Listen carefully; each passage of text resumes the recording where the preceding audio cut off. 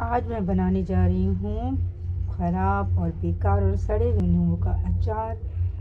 मेरे नींबू फ्रिज में हो गए थे ख़राब, तो मैंने उनको काट लिया इस तरह से। ये देखें, ये अरे कैमरा हिल गया।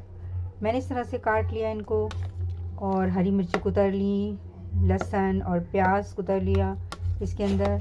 और अब मैं डाल रही हूँ इसमें 1 चम्मच नमक, बिस्मिल्लाहिर्रहमानिर्रहीम, और 1 चम्मच डाल रही हूँ इसमें कुटी हुई मिर्च,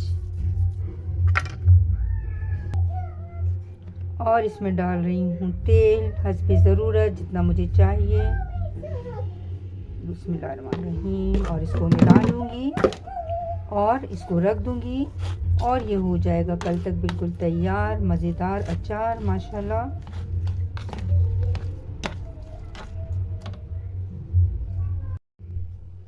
शायद आपको यकीन नहीं आएगा, मगर ये नींबू देखें कैसे हैं, ये गल चुके हैं। और मैंने इसका बना लिया अचार। इसमें हरी मिर्चें, लहसुन और प्याज कुतर कर डाल दी, और नमक डाल दिया 1 चम्मच, और 1 चम्मच कुटी हुई मिर्च डाल दी, और मेरा अचार हो गया तैयार। और अब मैं इसे ढक कर रख दूँगी, और हम इंशाल्लाह ताला कल इसे खाएंगे भी।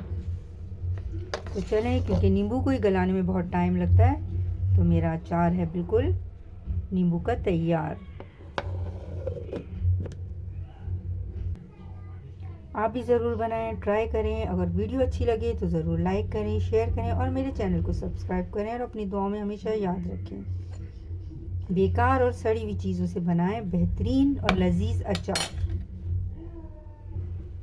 वैसे भी लहसुन और अचार सड़ा कर ही हम बनाते हैं और होता है तैयार। रात को मैंने ये नींबू का अचार चढ़ाया था, आपको मैंने दिखाया भी था कि मैंने किस तरह से बनाया है। नींबू जो ख़राब हो गए थे फ्रिज में, तो मैंने उसका अचार बना लिया था, और अभी ये बिल्कुल तैयार है। तैयार तो ये रात को ही हो गया था, उसी वक्त भी इसे खा सकते हैं, मगर अभी ये बिल्कुल रेडी है, और अभी हम इसे यूज़ करेंगे। देखें, और इससे खुशबू बहुत अच्छी आ रही है। आप ज़रूर ट्राई करें। कभी ऐसा कुछ ख़राब हो जाता है तो उसे ज़रूर ट्राई करें और अचार बनाएं, और बहुत बेहतरीन बनेगा। ज़रूर ट्राई करके देखें। अगर वीडियो अच्छी लगी तो ज़रूर लाइक करें और बना कर देखें। अगर आपसे अच्छा बनता है तो ज़रूर मेरे अचार की तारीफ़ करना कि मैंने बिल्कुल ठीक अचार बनाया है, मज़ेदार। और वाकई में इस अचार को खाने के बाद आप बॉटल का अचार, तैयार अचार और बाहर का अचार बिल्कुल भी भूल जाएंगे, लेना भी, ख़रीदना भी और खाना भी। तो ज़रूर ट्राई करें।